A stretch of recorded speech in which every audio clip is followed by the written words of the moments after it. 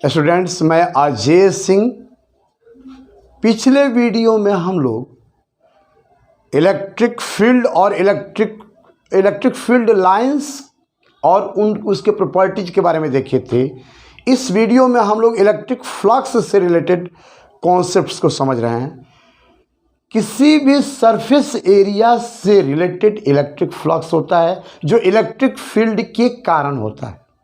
वास्तव में electric flux electric field line के नंबर किसी सरफेस एरिया से रिलेटेड के कारण होता है, लेकिन हम लोग इलेक्ट्रिक फील्ड और एरिया से रिलेटेड इसको देखते हैं। इस बात को समझिए कैसे।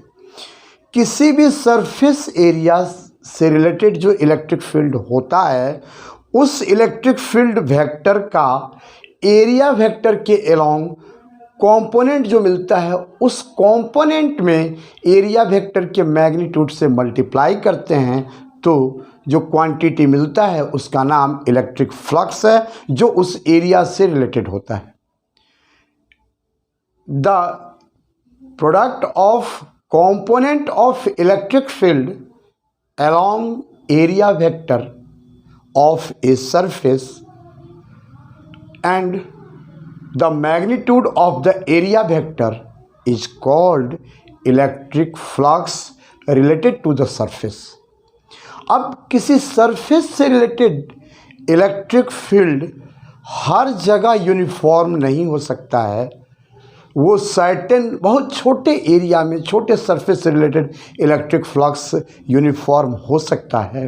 बहुत बड़े एरिया से रिलेटेड इलेक्ट्रिक फ्लक्स जो है, इलेक्ट्रिक फील्ड, वो यूनिफॉर्म जनरली नहीं होता है। हम लोग उसको हाइपोथेटिकली मान लेते हैं, मतलब हम लोग एज्यूम कर लेते हैं। तो इलेक्ट्रिक फील्ड का कंपोनेंट एरिया वेक्टर के अलोंग निकालने के लिए हम लोग क्या करते हैं, मतलब इलेक्ट्रिक फ्लक्स फाइंड करने के लिए हम लोग क्या करते हैं, छोटे छोटे सरफेस एरिया से रिलेटेड इलेक्ट्रिक फ्लक्स निकाल लेते हैं। क्योंकि छोटे सरफेस एरिया के हर एक पॉइंट पर इलेक्ट्रिक फील्ड का डायरेक्शन और मैग्नीट्यूड यूनिफॉर्म हो सकता है। तो छोटे छोटे सरफेस से रिलेटेड इलेक्ट्रिक फ्लक्स फाइंड करके और सारे इलेक्ट्रिक फ्लक्सेस को एल्जेब्रिकली ऐड कर देते हैं तो किसी बड़े सरफेस से रिलेटेड इलेक्ट्रिक फ्लक्स हो जाता है। क्योंकि इलेक्ट्रिक फ्लक्स एक स्केलर क्वांटिटी होता है।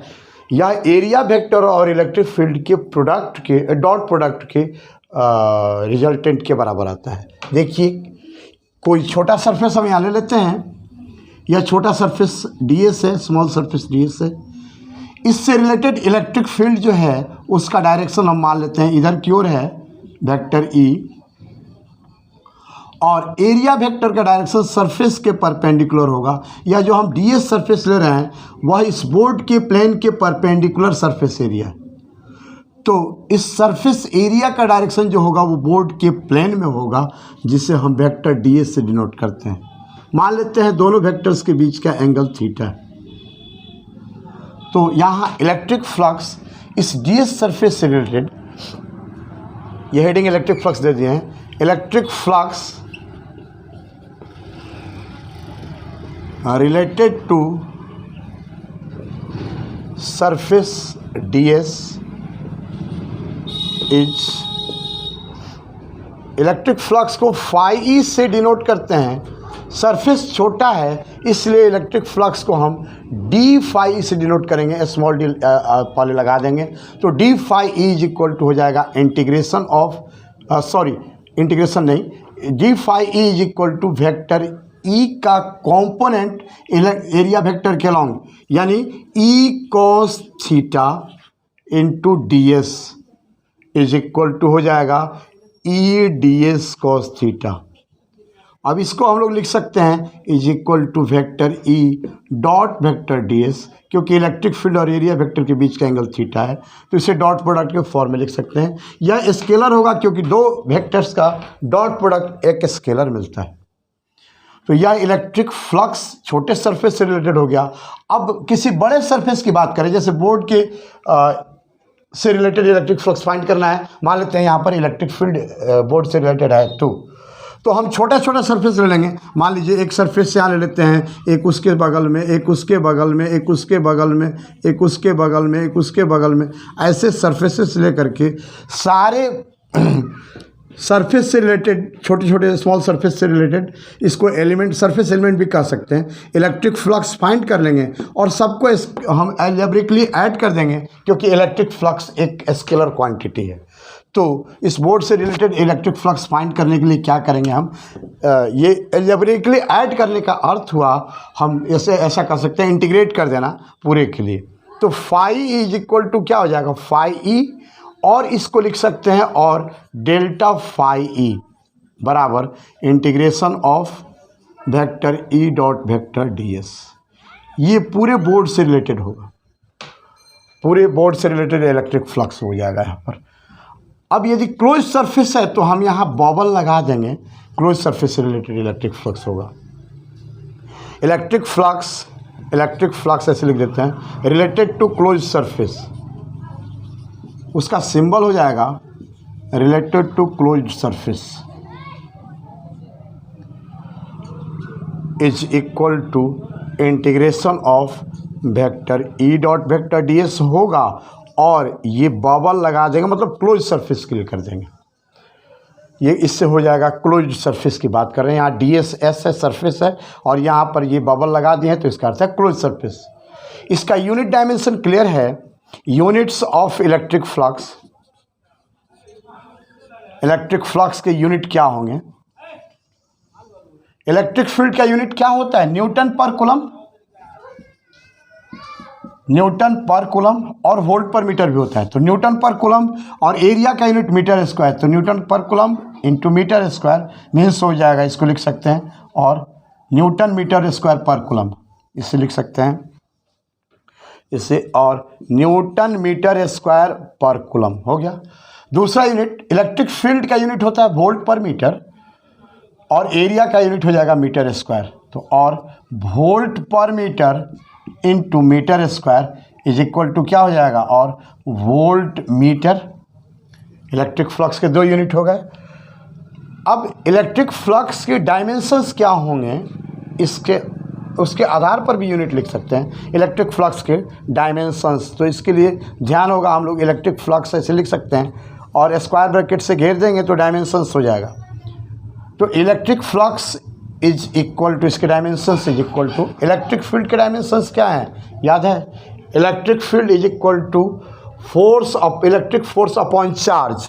तो इलेक्ट्रिक फोर्स का होता है ML_T-2 अपॉन चार्ज AT, तो यहाँ पर हो जाएगा T-3 A-1। ये इलेक्ट्रिक फील्ड के डायमेंशंस हो गए।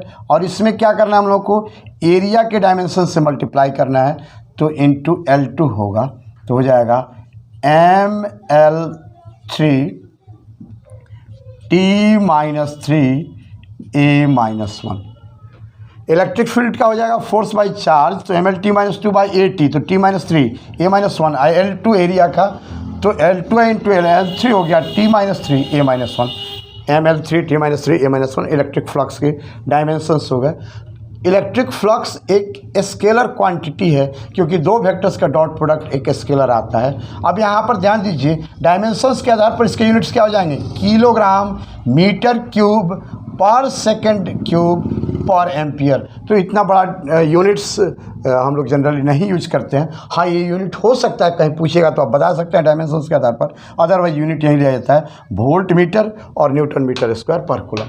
इलेक्ट्रिक फ्लक्स क्लियर हो गया, ये स्केलर है, तो यहाँ पर लिख लीजिए electric flux is a scalar.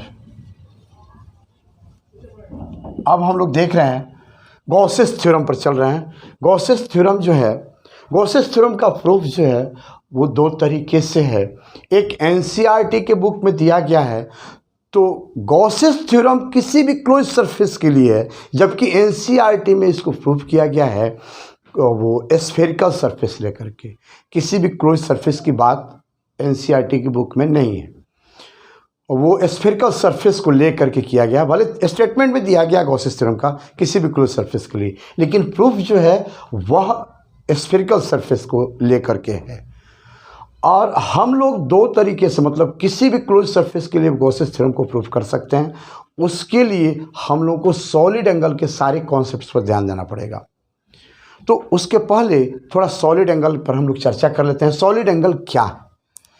जैसे प्लेन एंगल होता है किसी भी स्ट्रेट लाइन के या किसी भी लाइन के एंड्स पॉइंट को जब किसी पॉइंट से मिलाते हैं तो हमको प्लेन एंगल मिलता है। जैसे यहाँ पर ध्यान दीजिए, पहले सॉलिड एंगल की बात करते हैं लेकिन चर्चा कर रहे हैं प्लेन एंगल का।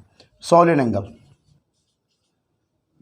यह कोई लाइन है, इसके एंड्स पॉइंट को हम किसी पॉइंट से मिलाते हैं तो इस तरह से जो यह एंगल मिलता है इसे हम लोग कहते हैं सॉलिड एंगल। मान लीजिए थीटा है, सॉरी प्लेन एंगल, गलती से बोल दिया सॉलिड एंगल, ये प्लेन एंगल, इसे मान लेते हैं थीटा है।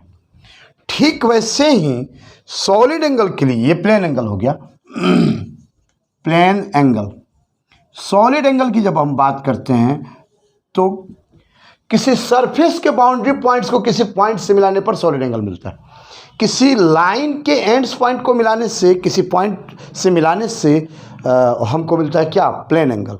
और किसी सरफेस के बाउंड्री पॉइंट्स को किसी पॉइंट से ज्वाइन करा देने पर हमको सॉलिड एंगल मिलता है। जैसे मान लीजिए यह कोई सरफेस है, ऐसा सरफेस है कोई, ये बोर्ड के प्लेन के परपेंडिकुलर सरफेस है और इसको हम इस यहाँ के किसी पॉइंट से इसके बाउंड्री पॉइंट्स को मिला देते हैं तो हमको सॉलिड एंगल मिल जाएगा। कैसे मिलेगा, ध्यान दीजिए, पहले बाउंड्री पॉइंट से सारे बाउंड्री पॉइंट्स को मिलाएंगे तो हमको एक कोन जैसा शेप मिलेगा। यहाँ पर मिल रहा है ना कोन जैसा शेप। अब इस पॉइंट को, जिस पॉइंट पर हम सॉलिड एंगल फाइंड करना चाहते हैं, उस पॉइंट को सेंटर एज्यूम करके यूनिट रेडियस का स्फीयर ड्रॉ करेंगे। मान लीजिए ये यूनिट रेडियस का स्फीयर हम ड्रॉ कर रहे हैं, तो ये स्फीयर है, ये सर्कल नहीं है, स्फीयर है। इस स्फीयर का जितना पोर्शन इसके अंदर इंटरसेप्ट होगा, इस पोर्शन, ये स्फीयर है इसलिए यहाँ सरफेस बनेगा, तो इस स्फीयर का जितना पोर्शन इसके अंदर इंटरसेप्ट होगा कोन के अंदर, वही होता है इस सरफेस के कारण इस पॉइंट पर सॉलिड एंगल। ये कंडीशन यह है कि यूनिट रेडियस का स्फीयर होना चाहिए, यानी रेडियस का वैल्यू क्या होना चाहिए, 1 होना चाहिए, 1। ये r इज इक्वल टू 1 है, रेडियस इज इक्वल टू 1। कैसे, इस बात को फिर एक बार रिपीट करते हैं। किसी सरफेस के बाउंड्री पॉइंट्स को किसी भी एक पॉइंट, मान लेते हैं P है, पॉइंट P से मिलाने पर हमें एक कोन जैसा शेप मिलता है। इस पॉइंट P को, यानी कोन के वर्टेक्स को सेंटर लेकर के, सेंटर एज्यूम करके हम यूनिट रेडियस का जब स्फीयर ड्रॉ करते हैं तो उस स्फीयर का जितना पोर्शन इस कोन के द्वारा इंटरसेप्ट होता है, यानी कोन के अंदर लाई करता है, वही पोर्शन कहलाता है सॉलिड एंगल। किसका, इस सरफेस का सॉलिड एंगल। कहाँ पर, इस पॉइंट पर। तो यदि यह सरफेस छोटा है तो यह सॉलिड एंगल भी क्या होगा, छोटा होगा। यदि ds सरफेस ले लेते हैं तो सॉलिड एंगल जो होगा छोटा होगा, जिससे हम लोग d ओमेगा से डिनोट करते हैं। ये ओमेगा से सॉलिड एंगल को डिनोट करते हैं, और छोटा है तो d ओमेगा कर दिए, और यदि बड़ा है तो डेल्टा ओमेगा से डिनोट करते हैं। अब इसके लिए एक एक्सप्रेशन मिलता है जिस पर ज़्यादा हम लोग चर्चा नहीं करें, क्योंकि इसमें बहुत बड़ा कॉन्सेप्ट छुपा हुआ नहीं है और ये सिलेबस में चर्चा भी नहीं है, नए सिलेबस में। तो हम इससे रिलेटेड कॉन्सेप्ट्स को, सॉलिड एंगल का जो एक्सप्रेशन होता है उसको सीधे लिख देते हैं। यदि आप लोग कॉमेंट में लिखिएगा कि हाँ उस एक्सप्रेशन को हम डिराइव कर दें तो कर देंगे, हम नेक्स्ट वीडियो में उसको कर सकते हैं, यदि कमेंट में ऐसी बात आएगी तब।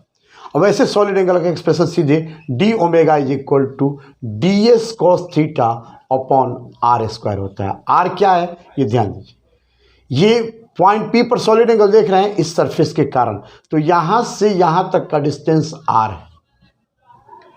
और हम लोग यहाँ पर पॉइंट P से इस पॉइंट को मिलाता, ये जो सरफेस है इस सरफेस पर एक पर यहाँ पर सरफेस को मिला देते हैं। सरफेस बहुत छोटा है तो ये एक पॉइंट से रिलेटेड होगा, तो इस लाइन को आगे बढ़ा देते हैं और इस सरफेस एरिया के डायरेक्शन को हम शो कर देते हैं। सरफेस एरिया का जो डायरेक्शन होगा वह सरफेस के परपेंडिकुलर होगा। तो सरफेस जो है ds सरफेस वह बोर्ड के प्लेन के परपेंडिकुलर है, तो ds सरफेस एरिया का जो डायरेक्शन होगा वो बोर्ड के प्लेन में होगा। ये ds सरफेस हो जाएगा यहाँ पर, ये ds सरफेस हो गया। तो यह जो एंगल होता है यही एंगल कहलाता है थीटा। यही एंगल कहलाता नहीं है, बल्कि इसी एंगल के आधार पर हम लोग यहाँ डी ओमेगा का यानी सॉलिड एंगल का एक्सप्रेशन लिखते हैं, D omega is equal to D S cos theta by R square. ये थीटा क्या है इस बात को फिर से एक बार समझ लीजिए। पॉइंट पी से या जो सरफेस है, सरफेस स्मॉल है, बहुत से स्मॉल, बहुत छोटा है, तो उसमें कुछ पॉइंट्स होंगे, तो इस सरफेस को मिलाता हुआ, इस सरफेस के बीच वाले पॉइंट को, सेंटर को मिलाता हुआ एक लाइन ड्रॉ कर देंगे, सरफेस के सेंटर को मिलाता हुआ एक लाइन ड्रॉ कर देंगे, और यही लाइन है वो, ये लाइन ड्रॉ कर दिया। कहाँ से? पॉइंट पी से। पॉइंट पी से आगे बढ़ करके सरफेस के सेंटर को मिलाता हुआ एक लाइन ड्रॉ कर दिए, और सरफेस के सेंटर पर इसके एरिया वेक्टर के डायरेक्शन को शो कर दिए, जो डी वेक्टर डी एस है। अब वेक्टर डी एस और इस लाइन के बीच का एंगल थीटा है, तो यहीं आ जाता है डी ओमेगा का यानी सॉलिड एंगल का expression, D omega is equal to D S cos theta upon R square. D S मतलब इसका एरिया का मैग्नीट्यूड, थीटा मतलब यही एंगल थीटा, और आर मतलब या सेंटर से पॉइंट पी का डिस्टेंस, या सरफेस जो है इसके सेंटर से पॉइंट पी का डिस्टेंस आर। तो यही D omega is equal to D S cos theta by R square solid angle का एक्सप्रेशन होता है।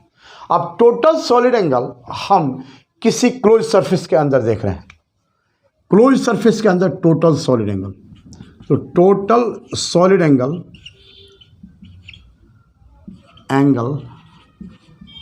सबटेंडेड बाई, इस टॉपिक को लिख देते हैं, subtended by A close surface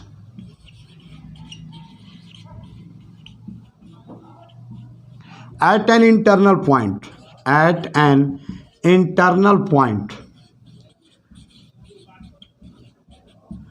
is, ये सीधे 4 पाई स्टेरेडियन होता है।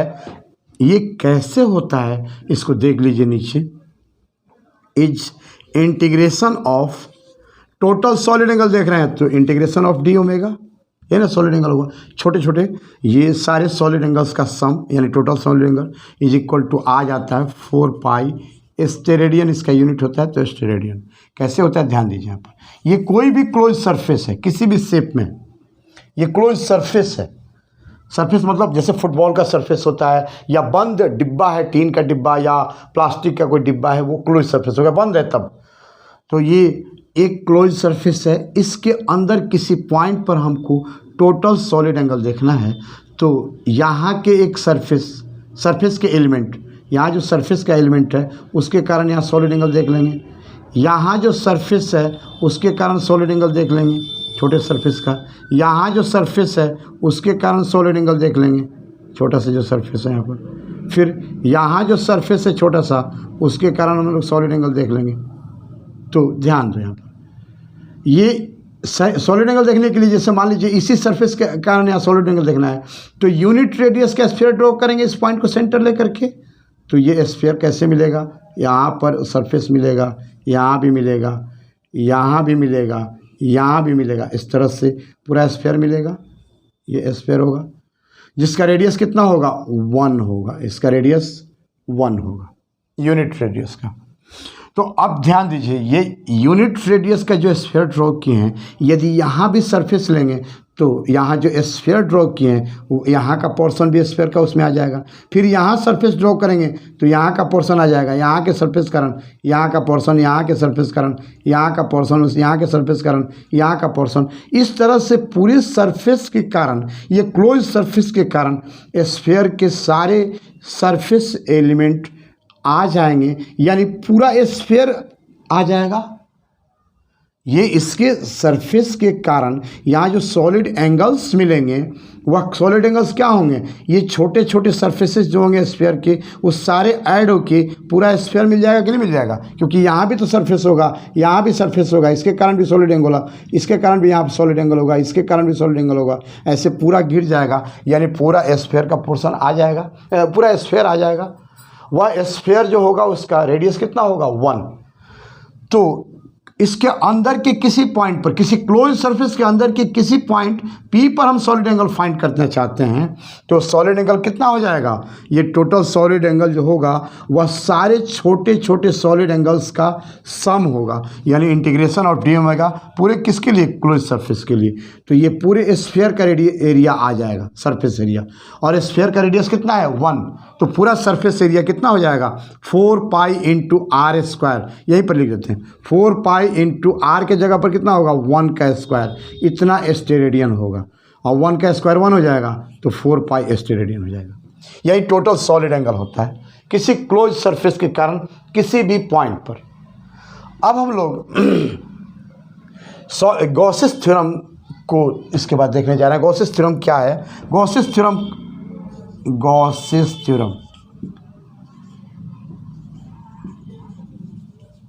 थ्योरम का स्टेटमेंट ये है, किसी भी क्लोज सरफेस से रिलेटेड टोटल इलेक्ट्रिक फ्लक्स यानी इलेक्ट्रिक फील्ड का फ्लक्स उस क्लोज सरफेस के अंदर के चार्ज और वैक्यूम की परमिटिविटी एप्सिलॉन नॉट के रेशियो के बराबर होता है। यानी the total electric flux related to a closed surface is equal to the ratio of charge enclosed by the surface to epsilon naught that is permittivity of free space और vacuum. इसमें बाहर के charge से कोई लेना देना नहीं है।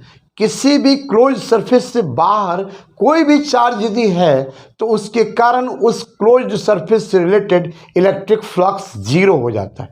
क्यों जीरो होता है ये बाद में, पहले हम गॉसेस थ्योरम को देख लें और वहीं पर समझा देते हैं क्यों जीरो होता है। तो गॉसेस थ्योरम का स्टेटमेंट यही हुआ कि किसी क्लोज सरफेस से रिलेटेड टोटल इलेक्ट्रिक फ्लक्स जो होता है वह उस क्लोज सरफेस के अंदर के चार्ज और वैक्यूम के परमिटिविटी एप्सिलॉन नॉट के रेशियो के बराबर आता है। इसके लिए हम लोग मैथमेटिकली ऐसे लिख सकते हैं गॉसेस थ्योरम को, integration of vector E dot vector D S for close surface, integration of vector E dot vector D S for close surface is equal to Q inside upon epsilon naught, यानी close surface के अंदर के charge by epsilon naught. और close surface के लिए यहाँ bubble लगा दिए हैं।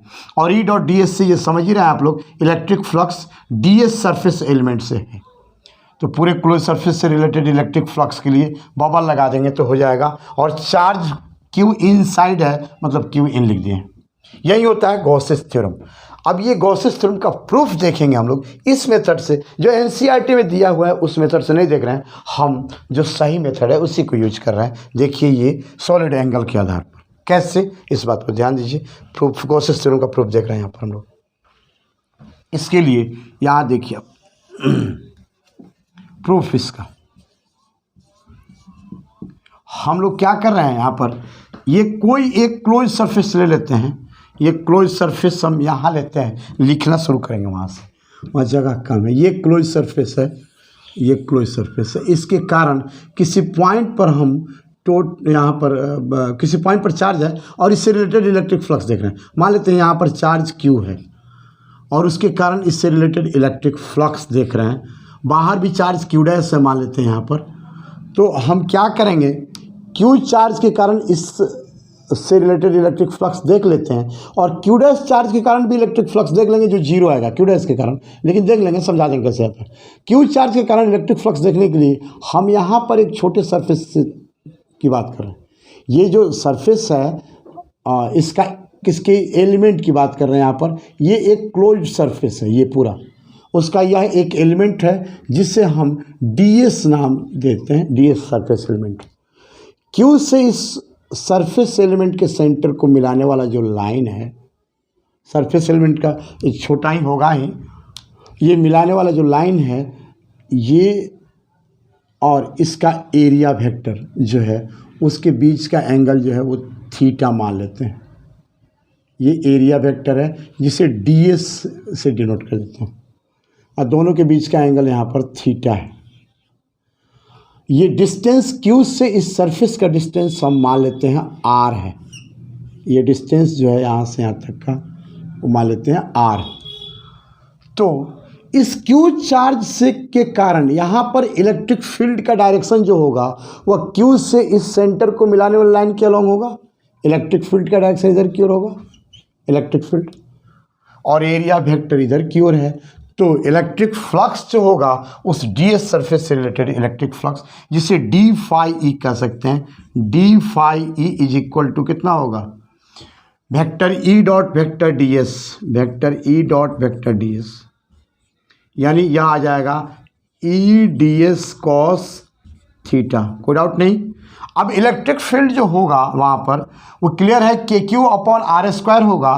के की जगह पर वैक्यूम की बात करें तो 1/4 पाई एप्सिलॉन नॉट वैक्यूम में electric field, Q upon R square होगा, पॉइंट चार्ज के कारण इलेक्ट्रिक फील्ड, आर डिस्टेंस है तो Q upon R square into D S cos theta हो गया। ये vector E dot vector D S यानी डी फाई ई का वैल्यू हो गया। तो पूरे क्लोज सरफेस से इलेक्ट्रिक फ्लक्स फाइंड करने के लिए हम क्या करेंगे, यहाँ पर total electric flux integration of vector E dot vector D S, पूरे क्लोज सरफेस की बात कर रहे हैं, E dot D S is equal to कितना होगा, यहाँ पर vector E dot vector D S का वैल्यू यहाँ पर यानी डी फाई ई का वैल्यू यहाँ निकला हुआ है 1/4 pi epsilon naught Q by R square D S cos theta, 1/4 pi epsilon naught Q upon R square into D S cos theta, vector E dot vector D S का value, ये integration है पूरे close surface के लिए, is equal to कितना हो जाएगा 1/4 pi epsilon not constant है, चार्ज क्यू भी क्या है यहाँ पर कांस्टेंट है, वेरिएबल है आर एस और थीटा, आर डी एस और थीटा, तो यहाँ पर 1/4 पाई एप्सिलॉन नॉट को बाहर कर दिए इंटू क्यू, तो इंटू क्यू लिख दिए यहाँ पर, integration of D S cos theta upon R square. अब सॉलिड एंगल का एक्सप्रेशन पर ध्यान दीजिए, D omega is equal to D S cos theta by R square आया था, यहाँ पर सेम सिचुएशन है यहाँ पे और यहाँ भी, तो D S cos theta upon R square के बदले हम डी ओमेगा लिख सकते हैं, तो यही यहाँ पर लिख देते हैं is equal to Q upon 4 pi epsilon naught और इंटीग्रेशन ऑफ डी ओमेगा, इसके बदले लिख सकते हैं सॉलिड एंगल का एक्सप्रेशन डी ओमेगा।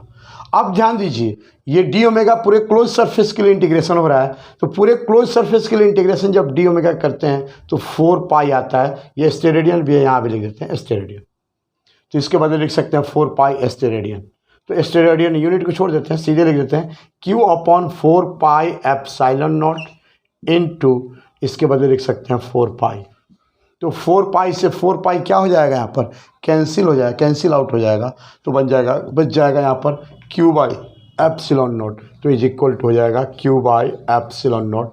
यही integration of vector E dot vector D S हो गया पूरे क्लोज सरफेस के लिए। अंदर के चार्ज क्यू के कारण हमने देखा था, और बाहर के चार्ज क्यू डैश के कारण जीरो क्यों होगा इस बात को समझिए, क्यू डैश के कारण यहाँ इलेक्ट्रिक फ्लक्स जीरो कैसे होता है।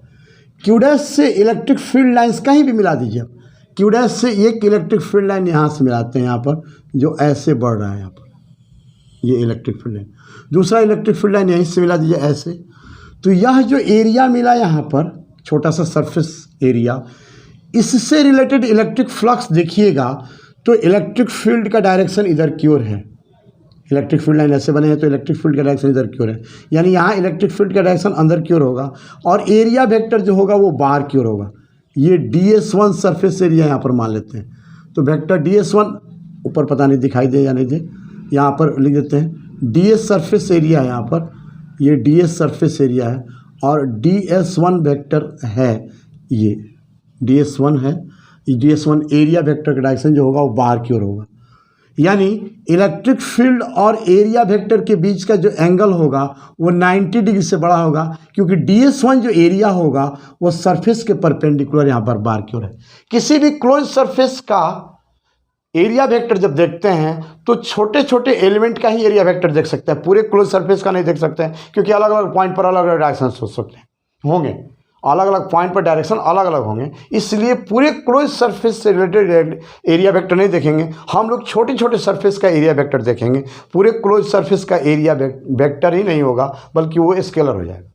जो छोटे सरफेस से रिलेटेड इलेक्ट्रिक एरिया वेक्टर देखेंगे, हम छोटे सरफेस की बात करें तो उसका डायरेक्शन हम लेते हैं सरफेस के परपेंडिकुलर बाहर की ओर, एरिया वेक्टर का डायरेक्शन होता है सरफेस के परपेंडिकुलर आउटवर्ड। तो यहाँ एरिया वेक्टर होगा सरफेस के परपेंडिकुलर आउटवर्ड, यानी सरफेस के साथ 90 डिग्री एंगल बना रहा है। यहाँ जो एंगल बनेगा वो कितना डिग्री होगा, 90 डिग्री होगा। और इलेक्ट्रिक फील्ड अंदर की ओर है, तो क्लियर है कि इलेक्ट्रिक फील्ड और एरिया वेक्टर के बीच का एंगल 90 डिग्री से बड़ा ही ना होगा, 90 डिग्री प्लस होगा। और 90 डिग्री से बड़ा जब होगा तो ई डी एस कॉस थीटा में थीटा का वैल्यू 90 डिग्री से जब बड़ा होगा तो वो सेकंड क्वाड्रेंट में चला जाएगा, और सेकंड क्वाड्रेंट में कॉस निगेटिव होता है, यानी इलेक्ट्रिक फ्लक्स नेगेटिव आएगा।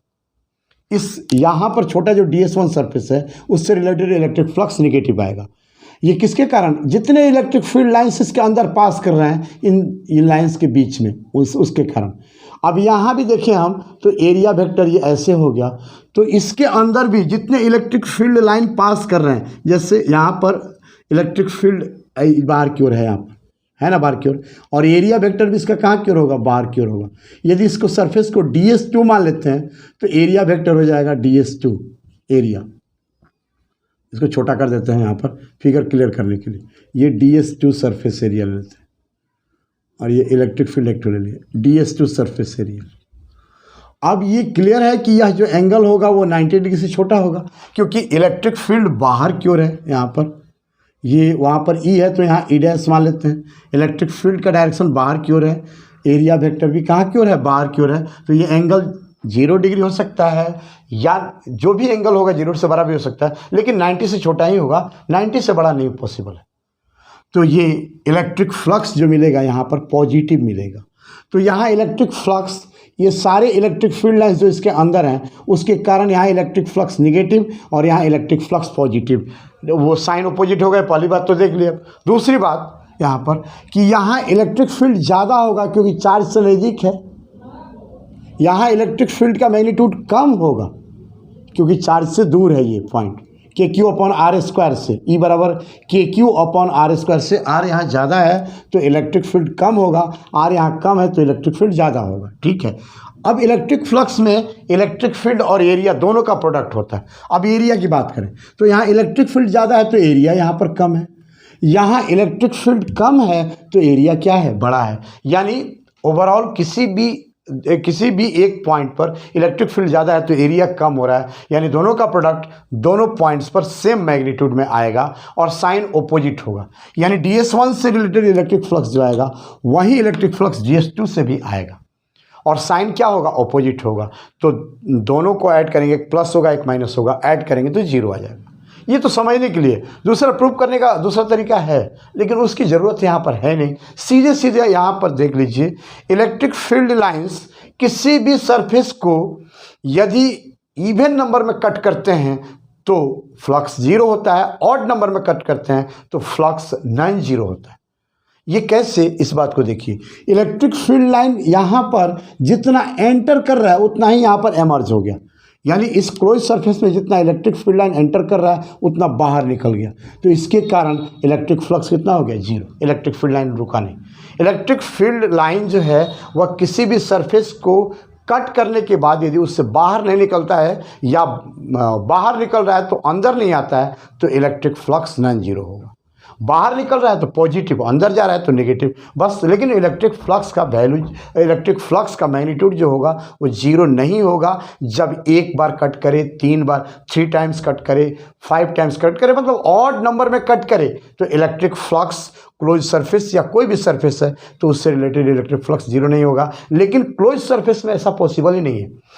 आउटसाइड चार्ज के कारण कभी भी क्लोज सरफेस में electric field lines 2 times cut करेंगे ही, या फिर कट नहीं करेंगे, या कट करेंगे तो 2 टाइम्स, 4 टाइम्स, 6 टाइम्स, मतलब इवन नंबर में कट करेंगे क्लोज सरफेस है तो। और यदि क्लोज सरफेस नहीं है तो ऑड नंबर में कट कर सकते हैं इलेक्ट्रिक फील्ड लाइंस, और क्लोज सरफेस है तो इवन नंबर में कट करते हैं। तो इसके लिए ये ध्यान रखना है कि इलेक्ट्रिक फील्ड लाइंस किसी भी क्लोज सरफेस से बाहर के चार्ज के कारण उस क्लोज सरफेस से रिलेटेड इलेक्ट्रिक फ्लक्स 0 होता है। चार्ज यदि क्लोज सरफेस से बाहर है तो उस क्लोज सरफेस से रिलेटेड इलेक्ट्रिक फ्लक्स 0 होता है। क्लोज सरफेस नहीं है, क्लोज नहीं है, तब 0 नहीं होगा, कुछ ना कुछ इलेक्ट्रिक फ्लक्स मिल जाएगा, जहां पर जो इलेक्ट्रिक फील्ड लाइंस उसको एक बार कट कर रहे हैं या ऑड नंबर में कट कर रहे हैं उनके कारण इलेक्ट्रिक फ्लक्स मिल जाएगा, और जो और इवन नंबर में कट कर रहे हैं उनके कारण फ्लक्स 0 हो जाएगा। तो ये क्लियर है कि आउटसाइड चार्ज के कारण इलेक्ट्रिक फ्लक्स कितना होगा, 0। तो ड्यू टू आउटसाइड चार्ज, इस बात को लिख देते हैं, यहाँ पर मेंशन कर देते हैं, due to outside charge the electric flux related to close surface से related electric flux is equal to कितना हो जाएगा, 0। तो अब केवल इनसाइड चार्ज के कारण होगा, तो वही जो आया है Q बाई एप्सिलॉन नॉट, इसको इक्वेशन देते हैं 1। Hence from 1 electric flux related to close surface vector E dot vector ds from 1 vector E dot vector ds is equal to Q inside upon epsilon naught. यही हो गया। अब close surface के कारण, close surface जो होगा उसको उससे रिलेटेड इलेक्ट्रिक फ्लक्स देखने के लिए इलेक्ट्रिक फील्ड लाइन कितनी बार कट करते हैं, तो कई क्लोज सरफेस के लिए यहाँ पर चर्चा कर देते हैं। ध्यान दीजिए यहाँ पर, जैसे मान लीजिए यहाँ पर एक क्लोज सरफेस है, ये एक क्लोज सरफेस है, ऐसे सरफेस है। यहाँ पर कोई चार्ज है, कोई चार्ज हम मान लेते हैं Q है, तो इसके कारण इलेक्ट्रिक फील्ड लाइन से ध्यान दीजिए, यहाँ कट किया कितना बार, 1 2 3 4 टाइम्स। यहाँ पर देखें, सॉरी यहाँ से नहीं, गलत बना दिए फिगर, यहाँ से नहीं, Q चार्ज यहाँ पर है, यहाँ से ऐसे देखें, तो इलेक्ट्रिक फील्ड लाइन कितना बार कट किया, इसको 2 टाइम्स कट किए इलेक्ट्रिक फील्ड लाइन्स। यहाँ कहीं भी आप देखिएगा इलेक्ट्रिक फील्ड लाइन्स यहाँ पर कितनी बार कट किए, 1 2 3 4 टाइम्स। यहाँ पर ये इलेक्ट्रिक फील्ड लाइन है, यहाँ से चल रहा है। यदि यहाँ पर एक इलेक्ट्रिक फील्ड लाइन की बात करें तो कितनी बार कट किया ये इलेक्ट्रिक फील्ड लाइन, 1 2 3 4 5 6 टाइम्स यहाँ पर कट किए। तो इस तरह से electric field lines even number में कट करेंगे ही। यदि सरफेस क्लोज्ड है, चार्ज सरफेस से बाहर है, तब इवन नंबर में कट करेंगे, ऑड नंबर में कट नहीं करेंगे। अब मान लीजिए यहाँ पर कोई इलेक्ट्रिक फील्ड लाइन ऐसे जा रहा है, यहाँ पर एरिया थोड़ा सा कटा हुआ है, तो क्लियर है कि वहाँ पर तो यहाँ इवन नंबर में कट नहीं करेगा, ऑड नंबर में कट करेगा, तो 0 उसके कारण मिल जाएगा, उस इलेक्ट्रिक फील्ड लाइन के कारण इलेक्ट्रिक फ्लक्स में 0 मिल जाएगा। ठीक है, हमको लगता है इलेक्ट्रिक फ्लक्स से रिलेटेड हर चीज़ देख ली है। गॉसेस थ्योरम आप समझ गए, इसका प्रूफ भी आप समझ गए, कैसे प्रूफ किया गया है गॉसेस थ्योरम को। और ये जो प्रूफ है वह बिल्कुल इसमें कहीं भी एजम्पशन करके प्रूव नहीं किया गया है, ये कंप्लीट सही ढंग से प्रूव किया गया है। हालांकि एनसीईआरटी में ऐसा नहीं दिया गया है, लेकिन आप लोग 12th के व्यूज़ से हम नहीं बता रहे हैं, हम समझ कॉन्सेप्ट के व्यूज़ से बता रहे हैं। 12th के व्यूज़ से इसको आप स्फीयर ले लीजिएगा तो और फास्ट होगा, चार्ज सेंटर पर ले लीजिएगा, इसको स्फीयर ले लीजिएगा तो बस उसमें कोई भी ये हम लोग ये जी ओमेगा जो लिए हैं, यानी सॉलिड एंगल के एक्सप्रेशन या सॉलिड एंगल के कॉन्सेप्ट से कोई भी बहस नहीं है, हम लोग सीधे सीधे डायरेक्ट बना सकते हैं उसको। लेकिन उसमें चार्ज एक स्पेशल सिचुएशन लेके करना पड़ेगा, चार्ज सेंटर पर किसके, स्फीयर के लेके चेक करना पड़ेगा, जैसा एनसीईआरटी में प्रूफ दिया हुआ है, आप देख सकते हैं उसको, उसके प्रूफ को। अब हम लोग सॉलिड एंगल भी समझ गए हैं, गॉसेस थ्योरम भी समझ गए हैं, इलेक्ट्रिक फ्लक्स भी समझ गए हैं। हम अब गॉसेस थ्योरम को अप्लाई कैसे करते हैं, इसके लिए नेक्स्ट वीडियो में हम डाल रहे हैं गॉसेस थ्योरम को अप्लाई कैसे करते हैं किसी सरफेस से रिलेटेड। यदि हम इलेक्ट्रिक फ्लक्स फाइंड करना चाहते हैं, क्लोज सरफेस है तो क्या होगा, और क्लोज सरफेस नहीं है तो क्या होगा गॉसेस थ्योरम की सहायता से, ये नेक्स्ट वीडियो में। आज हम यही आपसे कहेंगे कि यदि आज का वीडियो अच्छा लगा है या सारे वीडियोज अच्छे लग रहे हैं, आपको अच्छा कुछ करना है, यदि बहुत अच्छा कुछ करना चाहते हैं तो सारे वीडियोज के कॉन्सेप्ट्स को ठीक से समझते हुए और उसके डायरेक्शन में आप बढ़िए, फॉलो कीजिए हमारे वीडियोज़ को, हमारे कॉन्सेप्ट्स को, और कॉन्सेप्ट्स के आधार पर आप किसी बुक से देखिएगा, कोई प्रॉब्लम बनाने की कोशिश कीजिएगा या किसी बुक से कॉन्सेप्ट से देखिएगा, तो जो भी अच्छे कॉन्सेप्ट्स होंगे वो सब हमारे कॉन्सेप्ट से मिलेंगे, क्योंकि हमने बहुत से बुक्स का स्टडी करने के बाद अपना कॉन्सेप्ट दिया है, बहुत अपने से सोचने के बाद अपने कॉन्सेप्ट को डेवलप किए हैं। तो हम बस इतना ही चाहते हैं कि आप जेई मेंस में, जेई एडवांस में, नीट में, ओलंपियाड में, या जो भी जिस पर्पज़ से आप पढ़ रहे हैं, जो भी आपका एम है उस एम को आप अचीव करें, उसके डायरेक्शन में हमारा जितना भी हो सकता है सहयोग आपके साथ है। हम जितना हो सकता है वीडियोज़ की सहायता से आपको हेल्प करेंगे।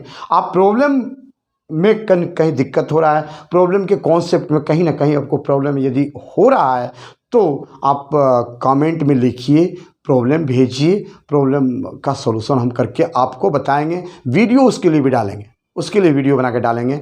आप निश्चिंत होके अपने डायरेक्शन में बढ़िए, जहाँ से और जगह से हेल्प मिल रहा है या किसी कोचिंग से या जहाँ से पढ़ रहे हैं आप पढ़िए, लेकिन मेरे वीडियोज़ को भी ध्यान से देखिए, आपको बहुत फ़ायदा होगा, इसमें दो राय नहीं है। हम प्रैक्टिकली भी इसको अच्छे से समझाते जाएंगे।